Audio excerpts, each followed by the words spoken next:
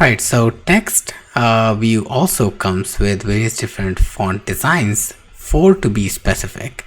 So there are 4 font designs that are supported in iOS, and you can use them with the font system. So let's go ahead and take a look. So I'm gonna go back to our previous example.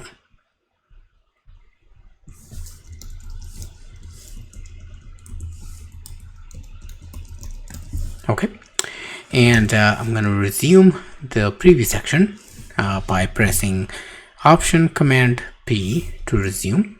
All right, so you have your font, and the font actually currently is displaying a large title. Okay, now we're going to change this to use system font, because system font has an overload that takes actually design, and we want to see the design a little bit closer. So first of all, we can actually choose the one that actually takes the size.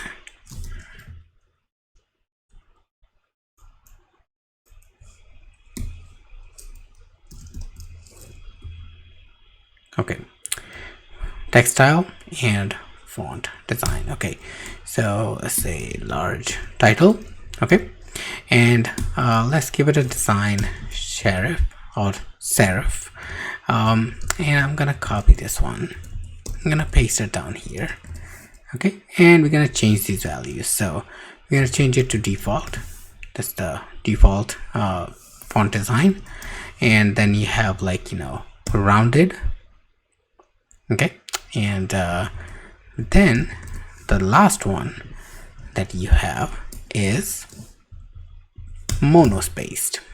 Okay, so these are different font styles that are available within font designs that are available within the font system that's natively supported by iOS within SwiftUI. So if you need to change, let's say, like, you're displaying some code here and you want to change this, like, font to basically display monospaced, like, a standard way of showing the code, then you can actually apply this modifier within the font system and you should be okay.